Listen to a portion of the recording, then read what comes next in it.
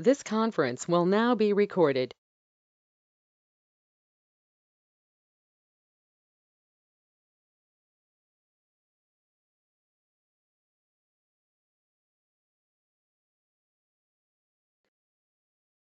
Good morning, all of you. We were discussing regarding the ethical committee types of reviews.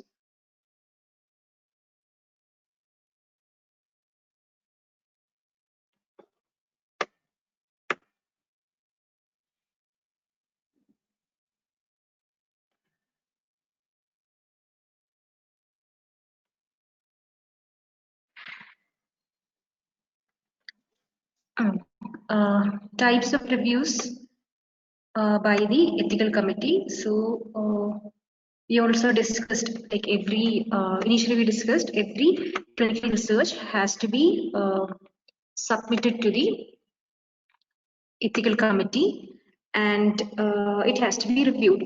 And we have seen that like all the proposals that reach the ethical committee need not be reviewed by the full committee. So we have seen that in the ethical committee they can form a quorum and quorum of 5 members where there will be like the 5 members has to be there and it has to be like equally from medical non-medical background, technical non-technical background, and one non-affiliated person. So these members form a quorum and certain proposals shall be reviewed by this quorum only or certain proposals need not be reviewed by the full committee. So based upon the whether a proposal requires full committee review or whether a proposal requires quorum review, we have seen the types of review based on that. So certain proposals shall be exempted from the review by the full committee. So here the member secretary will just go through the proposal and decide that this does not require, this particular proposal does not require exemption from review. And this is depending upon the risk involved in the study. So if the risk involved is less than minimal risk, then that study need not undergo the review by the ethical committee. Then we also discussed expedited review. So here the risk involved in the study will be like no more than the minimal risk. So less than minimal risk means they cannot oversee any risk at all. No risk is expected during that study. Then expedited review means no more than minimal risk. Minimal risk means there is a possibility of risk or harm that will be greater than that can happen in a routine life. So in any routine life of any person is involved with certain risks. So minimal risk means a little more than the risk that is involved in a person's routine life. So if the study involves no more than minimal risk, then that study will undergo an expedited review. Expedited review means that quorum only will be participating in the review. Like I discussed in the ethical committee, we have the full committee, which has participants of around 7 to 15 members, and we have a quorum also. Like when emergency situation comes, only these quorum members need to be involved in the review or decision making process, but they have to ensure that the all quorum members will should be present during the review process. This quorum members means they have to be 5 members, and these members should be equally from medical and non-medical as well as technical and non-technical. Like if 3 from medical, 2 should be from non-medical, and 3 from technical, 2 should be from non-technical, and it is mandatory that at least one non-affiliated member. Non-affiliated means that one person should not be related to the institution at all. If it is an institution ethical committee, one person should be from outside. So this forms the quorum committee, and in expedited review we can see that only this quorum committee members need to be present. The full committee members are not required in expedited review. So that is expedited review. Then there is full committee review. Full committee review means for all research proposal that is presenting with more than minimal risk and that is not covered under expenditure or exempted review should be subjected to a full committee review. So there are certain examples such as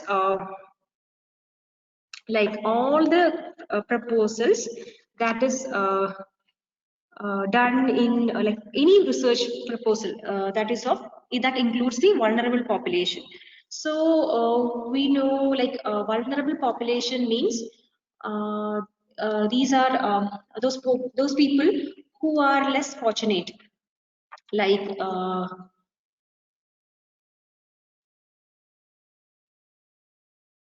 so they are these vulnerable people are they are like either relatively or absolutely incapable of protecting their own interest. For example, we have the mentally challenged people, then children are vulnerable population, then prisoners, migrants, all these are vulnerable population.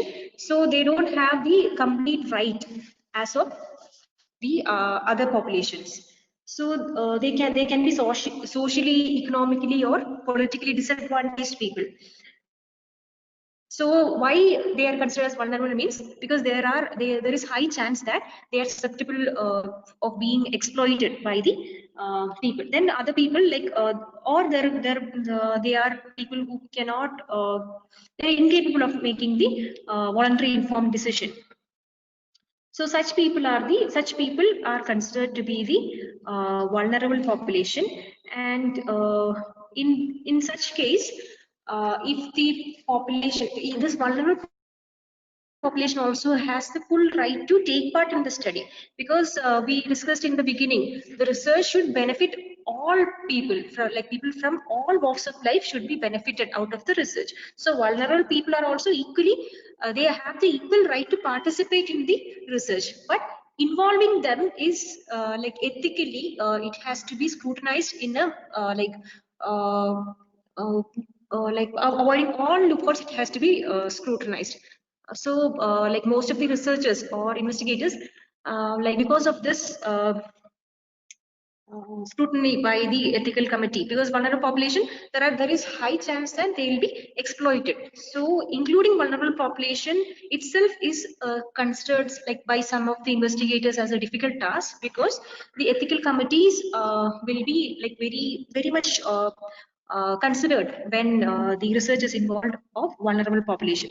So, but we have to also remember that we should not, because of all these, sometimes the researcher may not be interested in including vulnerable population, but they have the equal right to participate in the study, because the research has to benefit all people, even vulnerable people, because the research has to be done in them also. But because of the previous happenings, when we have discussed the history of on how the ethical guidelines developed and all, we have come to know that the so many vulnerable people were exploited, such as prisoners, then black people, uh, then refugees, so migrants, homeless people, then mentally challenged people. All these groups were exploited in the past, because they have like they have this they are not given the full rights.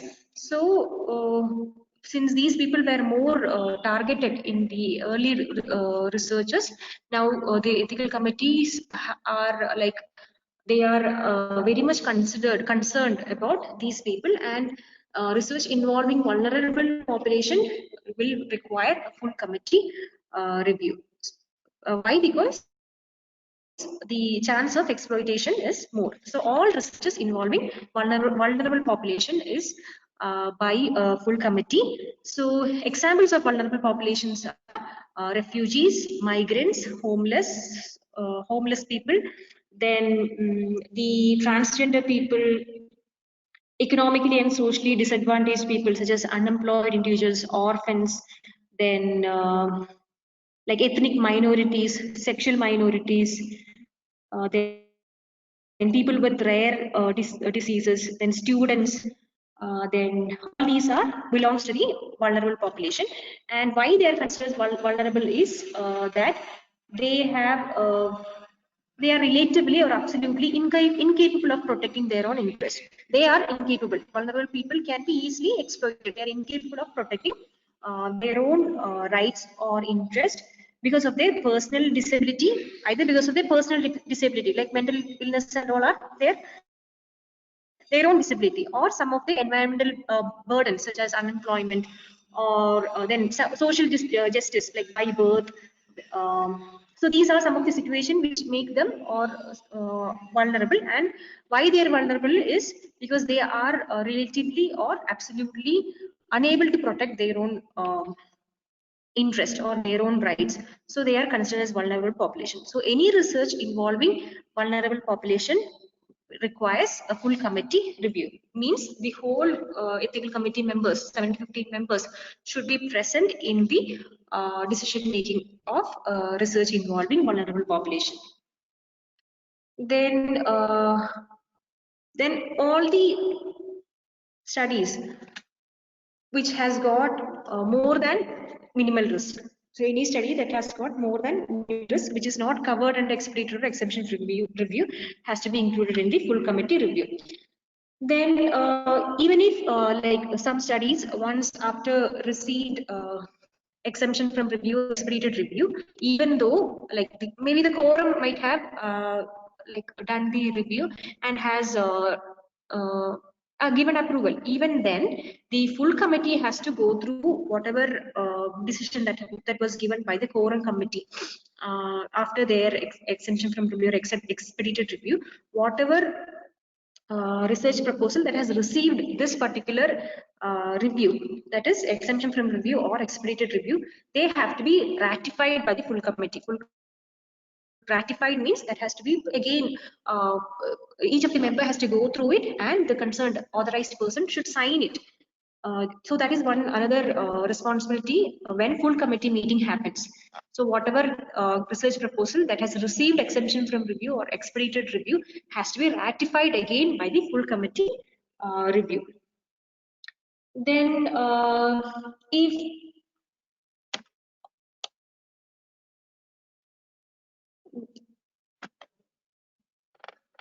then any amendments like major deviation from the protocol has happened, like during the study some major deviations in the protocol, they are the research people are not adhering to whatever they have submitted in the protocol, so major deviation is happening or any violation in the protocol is happening, then again a full committee review will be called for the particular research. Then during the study, if any new information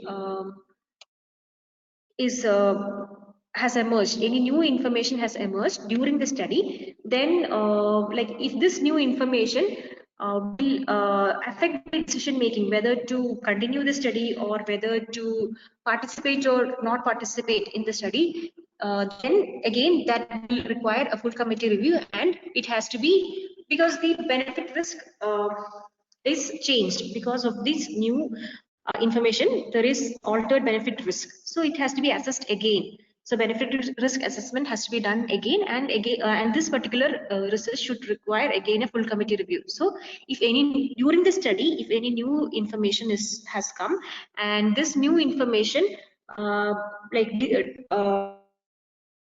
determines whether or not to like it is such an information that it determines whether or not to continue the study. So in that situation again it has to undergo the full committee review.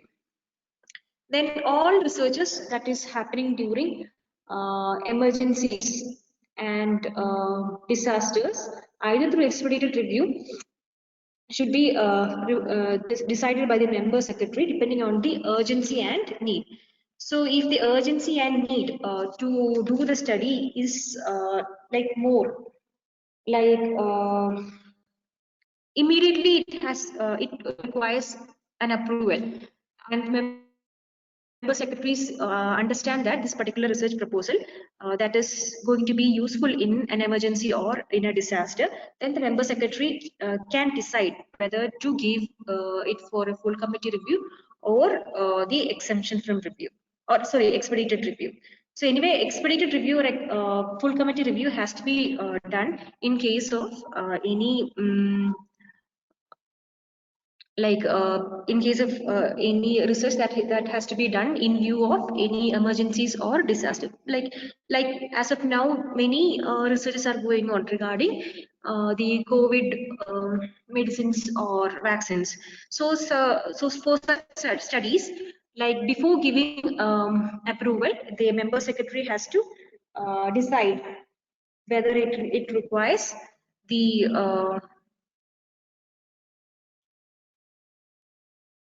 full committee review. So that is regarding full committee review.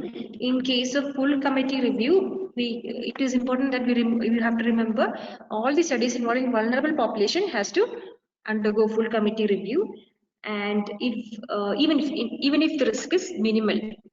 So we have seen that if the risk is minimal, then it has to undergo exemption from review or expedited review in other studies. But if the study involves vulnerable population, even if the risk is minimal, it has to undergo full committee review.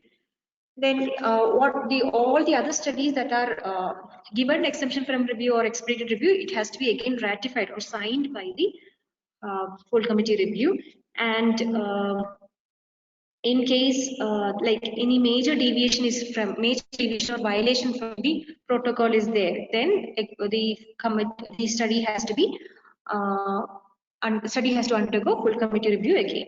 Then if some new information regarding the study is emerged during the study, then also, and if that information is of weight, like that it will decide whether to continue or discontinue the study, then again the benefit risk assessment has to be done again, and the committee review has to be arranged. Then research during emergencies or disasters. This has to be decided by the member secretary depending upon the urgency. Then before, like if some of the already approved research on predictable emergency and disasters is already approved, and then again before implementation, the member secretary has to see it again. Then how what will be done when a research proposal reach the ethical committee? So it is the member secretary who will screen the proposal, and I think we discussed a checklist that has to be prepared in the SOP. Like whenever a research proposal is submitted to the ethical committee, they will see with the checklist, and in that checklist it will be mentioned the proposal should include the protocol, then investigator's brochure, informed consent document, then all the other approval letters from the, if HMSD is required, that if stem cell research approval is required. So these checklists will be there, and it is responsibility of the member secretary to check whether the particular research proposal that they received has got all these contents. Then the member secretary will categorize into like whether it requires an exemption from review, expedited review, or full committee review. Then when a researcher submits it to the ethical committee, the researcher cannot decide the researcher cannot say that their research, the particular research that they are going to do requires exemption from review or expedited review or full committee review. It is the researcher can request, but they cannot decide. And when they request, they have to even justify why their research requires an expedited review or exemption from review. It has to be properly justified, and based upon the justification given, if it is found appropriate, then the member secretary will consider the request made by the researcher.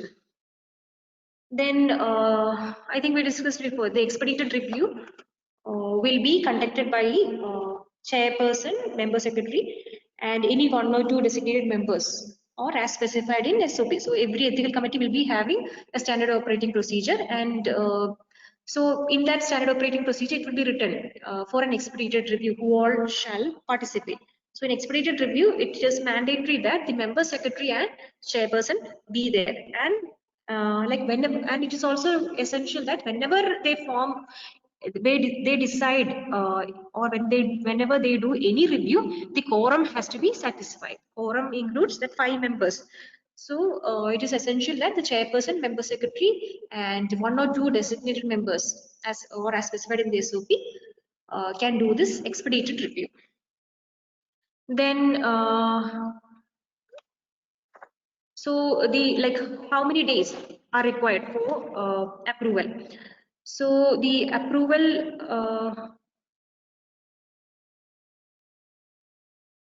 after the expedited review or exemption from review is granted, approval is granted, again it has to be ratified or signed by the appropriate people in the full committee meeting. Then for full committee meetings, the ethical committee members should be given at least 1 week to review the proposal as well as the documents. Except in case of expedited review, they need to give the review quickly, because expedited review means it is considered to be a privilege to the researcher, because they will get the approval earlier.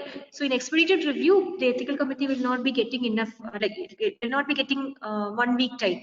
But in full committee review, the ethical committee members should be given enough time, at least 1 week, to review the proposal and also all the related documents. Then this is in case of full committee review. In case of full committee reviews, all the ethical committee members should review every proposal, and so they can depending upon their SOP, they can do they can take different methods to review the proposals according to their whatever standard operating procedure they have decided. Then ethical committee may also have a system for pre-meeting peer review. So this is like before the full committee review, the ethical committee should have a pre-meeting peer review. So for example, if the research is going to happen in cancer patients, so the institutional ethical committee does not have an oncologist. So research involving the cancer patients, the proper decision cannot be taken by the ethical committee members alone. So they have to seek expert opinions. So they have to talk with experts. Then they have to clarify their doubts, or if they have to ask them what are the risks involved, because only an oncologist would be able to assess the risk benefit of researchers in cancer patients. Similarly, in other studies such as in pediatric population or studies in psychiatry ward, so if, in all these situations there has to be the opinions of experts has to be sought, such as oncologist or psychiatrist or pediatrician has to be sought whenever the study is specific to special research area happens. If the institutional ethical committee do not have an expert in the particular type of research, they have to seek opinions from outside people. So this can be done maybe with video conferencing, etc. So this, so that is why the ethical committee should adopt a system of pre-meeting peer review. So this should be done in case of special research. Special research in specific areas, and when they don't have the experts in the ethical committee, they have to seek outside expert opinion, and they have to do this clarification before the full committee review. Otherwise, during the full committee review, it will be like there will be a lot of confusions, and the review will not be proper, because there is no expert, or there is the people in the ethical committee, they'll not be able to give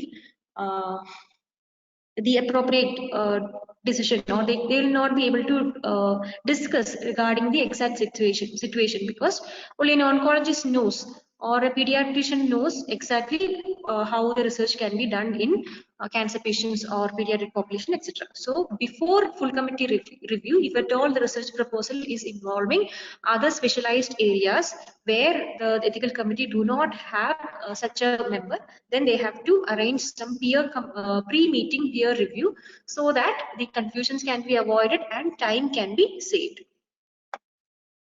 Then ethical committee should also appoint some primary and secondary reviewers.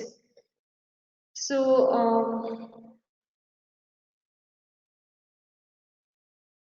this is also done to like the so that it will be depending upon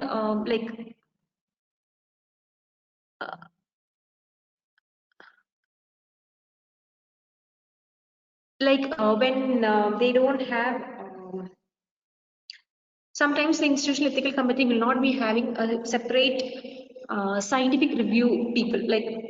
Most of the institution we can see there will be a scientific review committee and also an ethical review committee. So if they don't have if the institution does not have a scientific review committee, then they have to appoint some primary and secondary reviewers.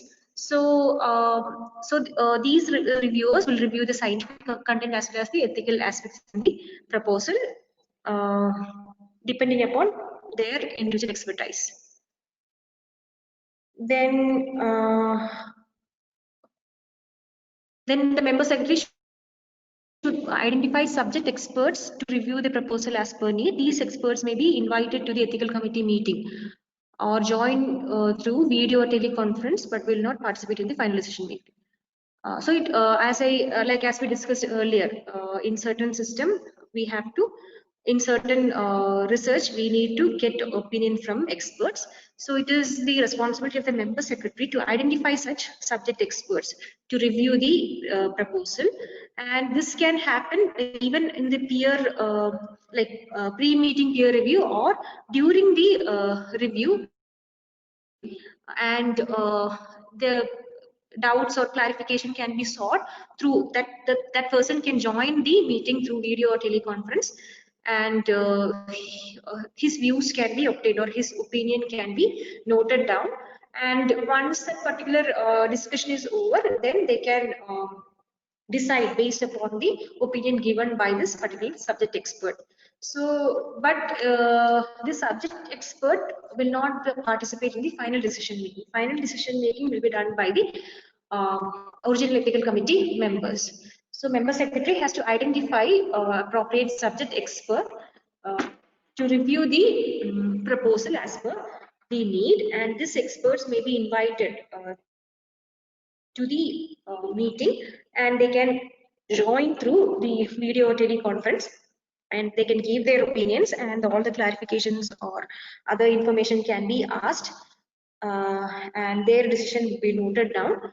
But when the decision making is done, they will not participate. So based on their opinions, and afterwards they will discuss and will decide whether or not to give approval. Then the ethical committee should meet regularly. So they should have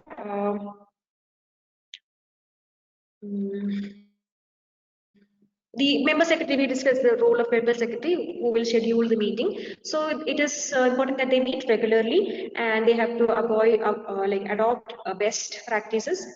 And why they have to meet regularly and they have to adopt best practices is that they have to whatever they are doing important role. So it is in when the research proposal has reached the ethical committee, it has to be reviewed, and the decision shall be made known to the researcher in the specified period of time. So earliest decision making has to happen. So why earliest decision is required? Because the research should not be delayed. So they have to, ethical committee has to meet regularly and also adopt best practices. So that they will not waste time of the researchers, so that the appropriate decision can be conveyed to the researcher at the earliest. Then so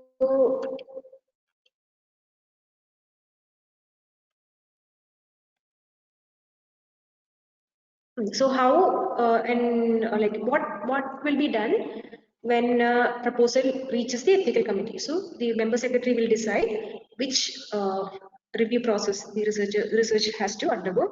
Then the researcher cannot decide, like the investigator or the researcher or the sponsor cannot decide like what review his proposal should undergo. So but the researcher can request his or her research should undergo the exemption from review or expedited review, and they have to give appropriate justification for that. And if member secretary is convinced about the justification given by the researcher, then they can consider the researcher's request. So researcher can just request for the particular type of review they require, but they have to give proper explanation for that. And if member secretary agrees with the sufficient information that is given by the researcher, then he can consider. Then for expedited review, at least the chairperson should be there, member secretary should be there, and 1 or 2 designated members as specified in this SOP. So the quorum has to be fulfilled even for the expedited review. Then all the review, any type of review undergone, it has to be ratified by the full committee. Full committee has to sign it. Then for the full committee, at least 1 week will be given to the ethical committee to give the decision. So 1 week to review the proposal is given. Afterwards, like in case of expedited review, it would be even lesser than that. Then all the ethical committee members should review all the proposals.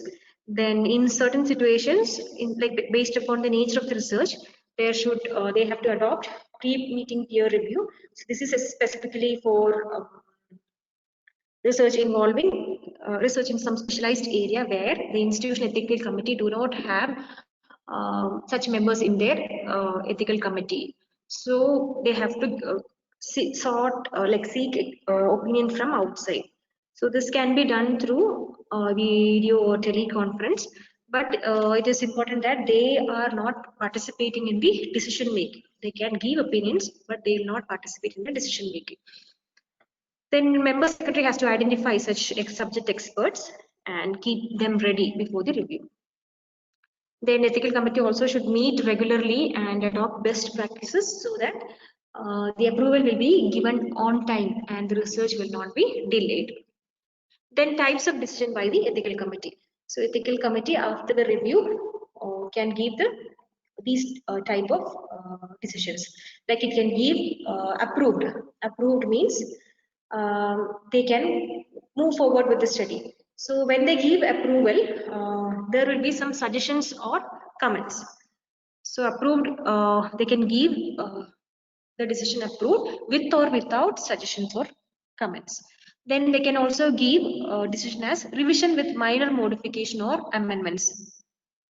So if there is some clarification has to be done, then they'll give information on which all area that minor modification or change has to be made, and this will be given to the researcher, and researcher has to do that particular modification or amendments recommended by the ethical committee, and again they have to submit. So approval will be given after examination by the member secretary, or maybe if that particular modification or amendment is a little bit major one, then it will again undergo an expedited review. So that is one type of decision that will be given. Then revision with major modification for resubmission. So if major modification has to be done, then they will ask them to submit again. So if major modification is there, then this will be again placed for the full committee review.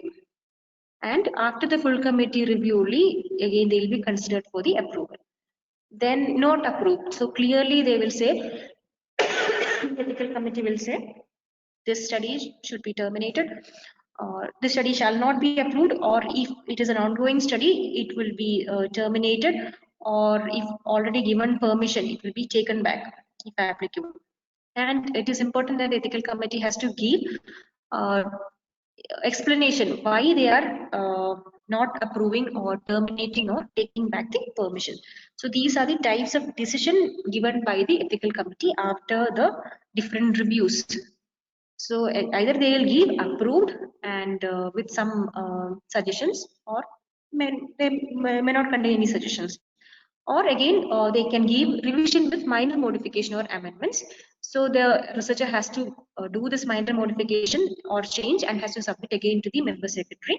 And member secretary either will give the approval, or member secretary would again keep it for an expedited review. Then in case there is major modification that has to be done, then they will ask them to ask the researcher, the member secretary will ask the researcher to resubmit it again. And when they resubmit, it will be placed again for full committee review because major modification is there. Then directly, otherwise, ethical committee will give note approved, or they'll ask to terminate the study or take back the approval. Then in that case, the ethical committee has to clearly give explanation why they are giving such a decision. So these are the types of decision by the ethical committee.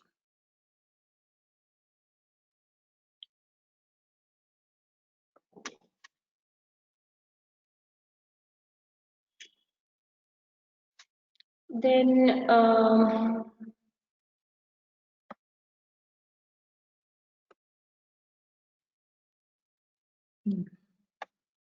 so these are the different functions of ethical committee. So here we discussed the main basic role of ethical committee is to protect the rights, well-being, dignity of the research participants.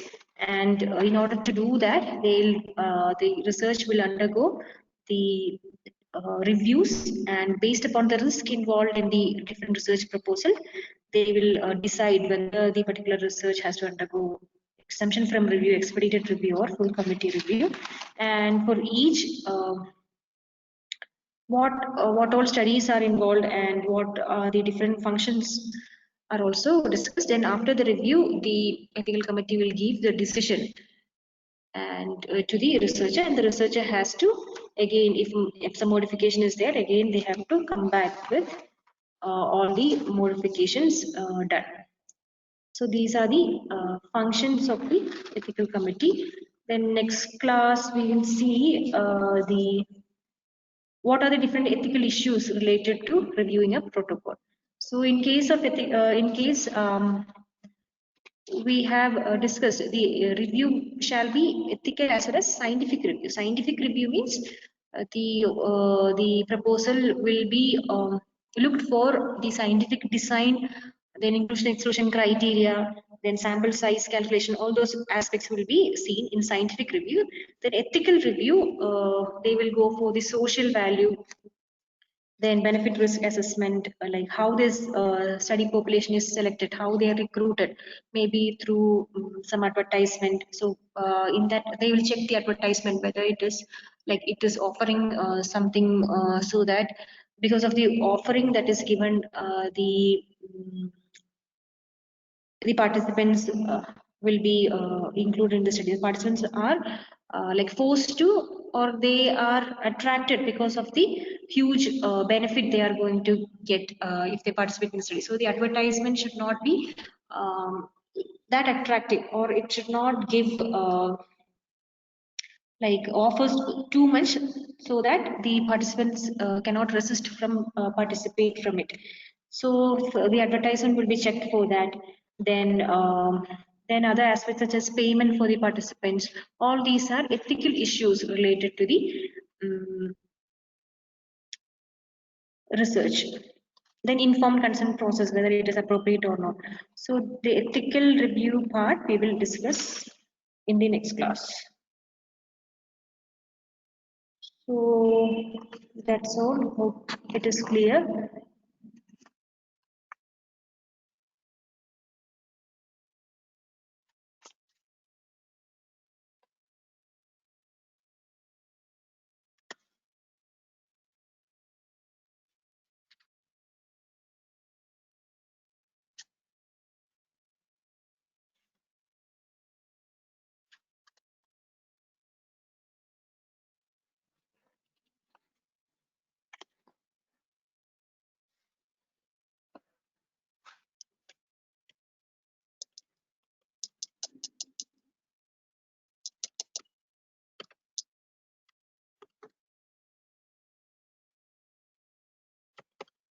So that's all.